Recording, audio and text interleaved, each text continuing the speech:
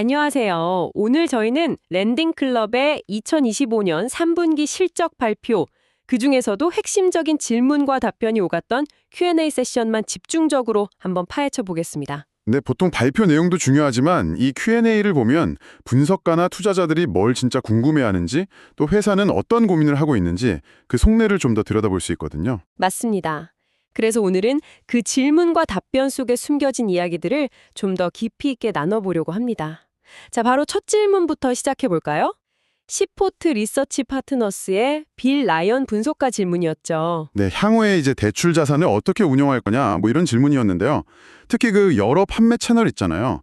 구조화 증권으로 만들어서 팔 거냐 아니면 그냥 통째로 대출을 팔 거냐 아니면 직접 계속 가지고 있을 거냐 HFI 뭐 이런 것들 사이에서 비중은 어떻게 가져갈 거고 각 채널의 경제성은 좀 어떤가 이걸 물었어요. 최근에 보면 통대출 판매는 좀 줄이는 듯한 느낌도 있었거든요. 네, 맞아요. 그래서 CFO 답변은 일단 4분기에도 HFI, 그러니까 투자 목적으로 직접 보유하는 규모는 분기당 한 5억 달러 수준으로 유지할 계획이다. 이렇게 답했고요. 5억 달러 수준이요? 네, 그러니까 다른 프로그램들, 뭐 구조화 증권 같은 것들도 지난 분기들하고 비슷한 수준으로 갈 거다. 그러면서 특히 구조화 증권 수요는 계속 꾸준하고 또 새로 도입한 그 등급부 상품 있잖아요. 신용평가 등급받은 거요. 거기에 대한 관심도 꽤 높다고 언급했습니다. 등급부 상품이요? 네, 흥미로운 건 이 등급부 상품 판매에는 어느 정도 기간이 지난, 그 좀 숙성된, 시즌드 대출도 포함됐다는 점이에요. CEO가 또 덧붙인 설명도 있지 않았나요? 모든 채널 가격이 똑같지는 않다 뭐 이런 얘기요. 네, 그게 핵심이죠. 예전에는 은행에 통으로 파는 거랑 자산운용사에 파는 거랑 가격이 좀 달랐는데 최근에는 그 보험사 자본을 활용하는 등급부 거래 가격이 은행 판매 가격이랑 거의 비슷해지고 있다는 거예요. 오, 가격 조건이 좋아졌네요. 그렇죠. 근데 이게 보통 선순위 채권, 그러니까 A등급 노트는 보험사가 안 가져가니까 실질적으로는 통대출 매각이랑 비슷한 효과인데 가격은 더 잘 받을 수 있다. 이런 설명이죠. 아하, 그럼 결국 가장 유리한 쪽으로 가장 좋은 가격을 쳐주는 채널 중심으로 계속 조정을 하고 있다 이런 의미군요. 네, 맞습니다. 그리고 특히 이 보험사 채널 개발이 꽤 긍정적으로 진행되고 있다. 뭐 이렇게 해석할 수 있겠습니다. 결국 가격이랑 실행력을 보고 제일 좋은 데로 간다는 거죠. 네, 유연하게 대응한다는 거군요. 같은 분석가가 이어서 경쟁 환경에 대해서도 물었죠. 요즘 대출 취급이 또 늘고 뭐 일부 경쟁사는 신용 기준도 좀 낮춘다더라 이런 얘기가 있는데 이게 랜딩클럽의 신용 기준에는 압박이 없냐 뭐 이런 질문이었던 것 같아요. 네, CEO 답변은 이 분야는 원래 경쟁이 치열했다 이렇게 인정하면서도 랜딩클럽의 성장은 좀 배경이 다르다 이런 설명을 했어요. 배경이 다르다. 어떤? 그러니까 과거에 마케팅 확 줄이고 또 신용심사 기준도 엄청 빡빡하게 유지하면서 그 취급액 자체가 좀 낮아졌던 그 기저에서 이제 올라오는 거다 이런 설명이죠. 그러니까 무리하게 막 확장하는 게 아니라는 거예요. 기저 효과가 있다는 거군요. 네, 여전히 과거 지출 수준이나 물량 수준보다는 낮게 운영하고 있고 오히려 전체 시장 파이, 그 TAM이라고 하죠. 공략 가능한 전체 시장 규모는 더 커졌다 이렇게 덧붙였습니다. 그럼 경쟁 구도의 변화는 있지만 그렇다고 우리 신용 기준을 막 바꾸거나 하진 않을 거다 이런 입장이네요. 그렇습니다. 금리 환경 따라서 경쟁 상대가 은행이었다가 핀테크였다가 다시 또 일부 은행으로 바뀌고 이런 변화는 있지만 단기 성장을 위해서 신용 기준을 희생하지는 않겠다. 이 점을 아주 강조했어요. 네. 특히 그 우리 음식은 우리도 먹는다. Eating our own cooking. 이 비유를 들면서 회사 자체적으로도 대출 자산을 직접 보유하고 있기 때문에 장기적인 관점에서 건전성을 최우선으로 한다. 이걸 분명히 했습니다. 자기들도 직접 투자하니까 함부로 기준을 낮출 수 없다 이 말이군요. 네, 그렇죠. 중개만 하는 게 아니라 직접 보유도 하니까 신용 품질 관리에 더 신경 쓸 수밖에 없다. 이런 논리죠. 알겠습니다. 다음 질문은 KBW의 팀 스위처 분석가 질문인데요. 이건 좀 회계적인 내용이네요. 순공정가치 조정, Net Fair Value Adjustment 항목에서 손실이 늘어난 이유를 물었어요. 대출 판매 가격은 괜찮다고 했는데 왜 손실이 났냐 이거죠. 네, 이 부분은 CFO가 설명을 했는데 약간 오해가 있을 수 있다고 했어요. 그러니까 2분기에도 보면 약 900만 달러 정도 플러스, 그러니까 긍정적인 조정이 있었고 3분기에도 500만 달러 정도 플러스 조정이 있었다는 거예요. 아, 둘 다 손실이 아니고 이익 방향 조정이었다. 네, 그렇죠. 둘 다 플러스였는데 3분기 플러스 폭이 2분기보다 줄어드니까 이게 상대적으로는 좀 나빠 보이는 뭐 그런 효과가 있을 수 있다는 거죠. 아하, 그 폭 감소 때문에. 네, 그래서 실제 뭐 가격 변동이라기보다는 그 장기 보유 포트폴리오, 시간이 좀 지난 대출들이 많아지면서 자연스럽게 가치가 조금씩 감소하는 효과, 이걸 롤다운이라고 하는데 그 영향이 반영된 게 주된 이유라고 설명을 했습니다. 네, 가격 하락 이슈는 아니라는 거군요. 알겠습니다. 이어서 같은 분석가가 대출 손실 충당금 변동 요인도 물었죠. 이번 분기에 충당금이 꽤 늘었는데 자료 보면 과거 빈티지 예상 손실률은 오히려 낮아졌고 HFI 포트폴리오도 뭐 그렇게 크게 늘진 않았는데 왜 충당금이 늘었냐 이거죠. 네, CFO가 두 가지 이유를 들었습니다. 첫째는 저번 분기, 그러니까 2분기에는 과거 빈티지 예상 손실률을 다시 추정하면서 충당금에서 한 1,100만 달러 정도가 줄어드는 그런 일회성 긍정적 효과가 있었는데 이번 3분기에는 그런 게 없었다는 거고요. 아, 일회성 요인이 사라졌다. 네, 그리고 둘째는 그 구매금융, 퍼체이스 파이낸스 상품처럼 만기가 상대적으로 좀 더 길어서 초기에 쌓아야 하는 CECL 충당금, 그러니까 미래 예상 손실을 미리 반영해야 하는 그 부담이 좀 더 큰 상품을 HFI 포트폴리오에 좀 더 편입시킨 영향도 있다고 설명을 했습니다. 근데 이런 상품들이 대차대조표상으로는 수익성이 좋다고 덧붙였고요. 상품 믹스 변화 영향도 있었다는 거네요. 그리고 이 분석가가 마지막으로 희석 주식수 증가 이유를 간단히 물었죠? 네, 이건 CFO가 아마 주가 상승 때문일 거다 이렇게 간단히 답했어요. 그 자기 주식 취득 방식 트레저리 스탁 메서드로 계산하는데 주가가 오르면 기존에 나갔던 스톡 옵션 같은 게 희석 효과를 더 크게 내기 때문이라는 설명입니다. 뭐 구조적인 변화는 없었다고 하고요. 네, 알겠습니다. 다음은 BTIG의 빈센트 케인텍 분석가 질문입니다. 최근에 보면 일부 핀테크 회사들 파산 이슈도 있고 했는데 이런 게 기관 투자자들이 핀테크 쪽 대출에 투자하는 심리에 좀 영향을 주는지 그리고 랜딩클럽의 펀딩 방식이 좀 경쟁 우위가 있는 건지 이걸 물었어요. 랜딩클럽 쪽 마켓플레이스 수요는 계속 좋아 보이는데 그 배경이 뭐냐는 거죠. 네, CFO 답변은 랜딩클럽이 다루는 자산, 그러니까 개인 신용대출 같은 이런 자산 클래스에 대한 투자 수요는 여전히 아주 강하다 이렇게 답했습니다.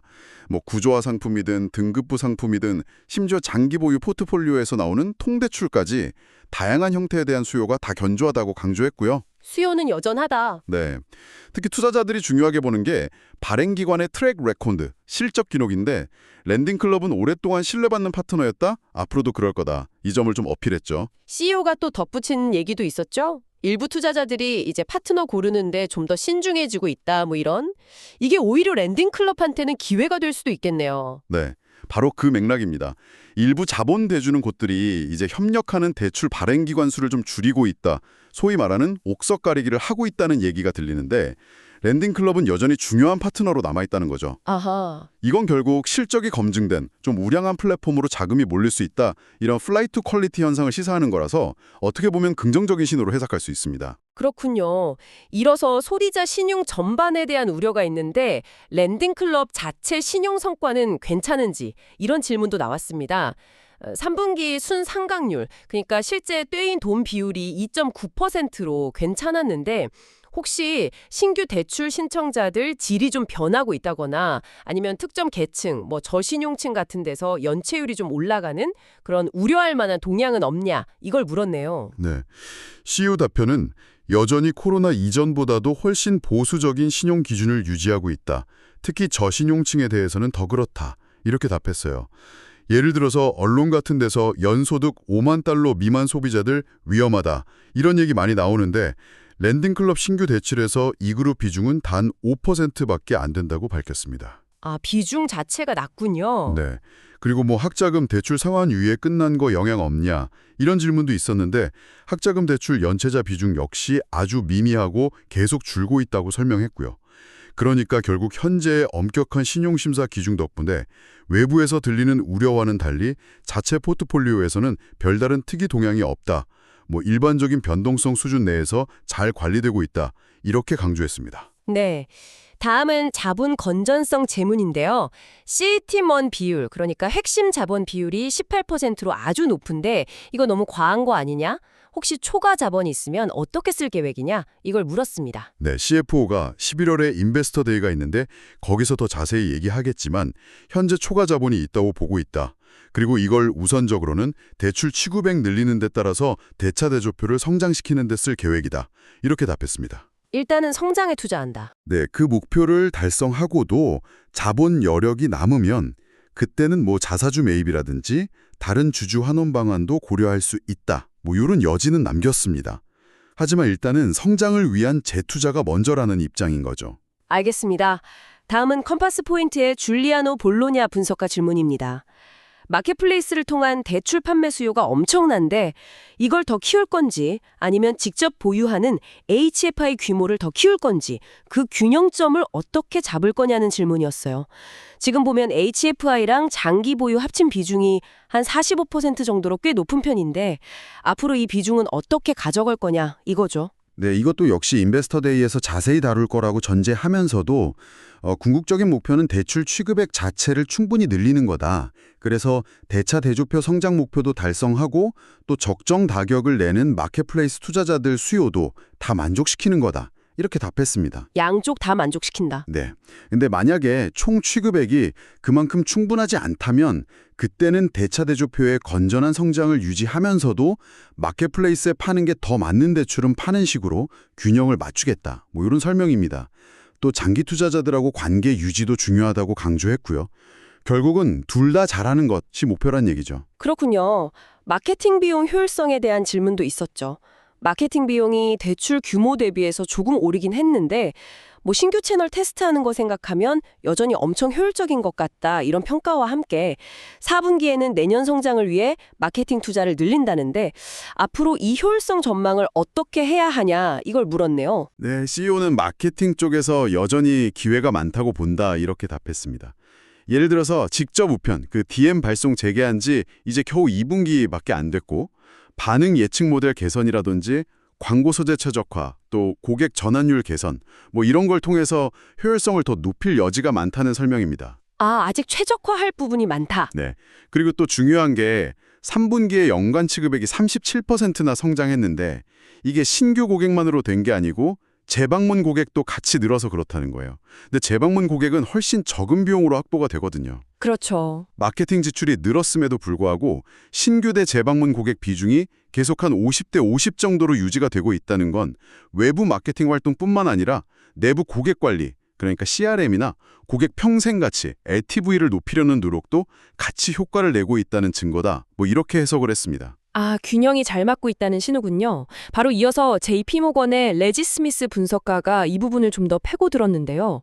재방문 고객 확보 비용이 더 낮으니까 전체 마케팅 비용 비율 1.5%는 그냥 평균일 뿐이고 신규 고객 한 명 더 데려오는데 드는 비용, 즉 한계 비용은 이거보다 훨씬 높을 텐데 이 비용이 여전히 수익성이 있는 수준이냐?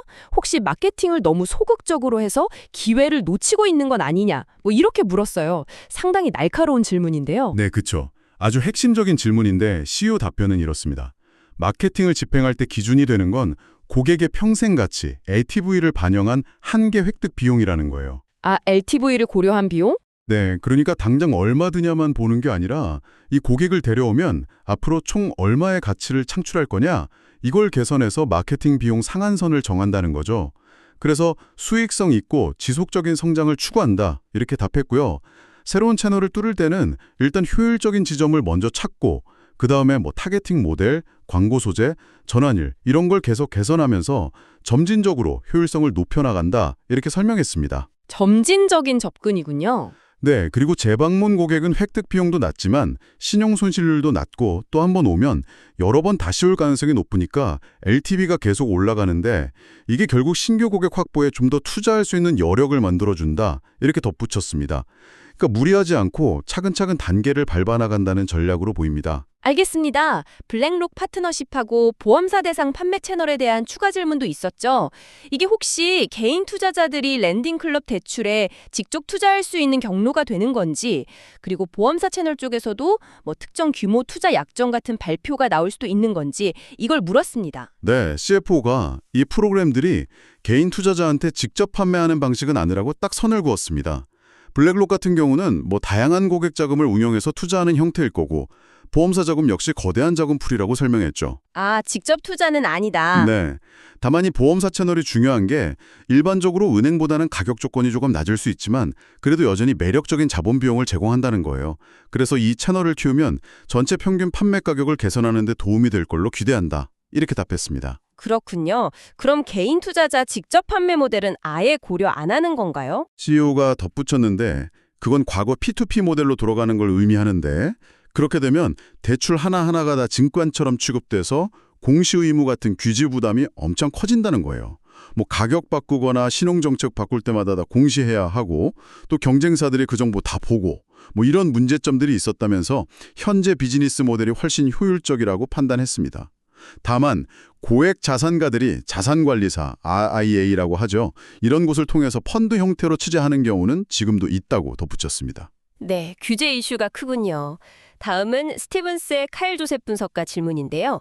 슬라이드에 나온 경쟁사들의 파이코 점수대별 연체율 동향, 특히 낮은 점수대에서 연체율이 막 급증하는 모습이 보이는데 이게 랜딩클럽의 대출 심사나 투자자 수요에 혹시 영향을 주는지, 그리고 랜딩클럽은 어떤 파이코 점수대에서 가장 효율적인 성과를 내고 있는지 이걸 물었어요.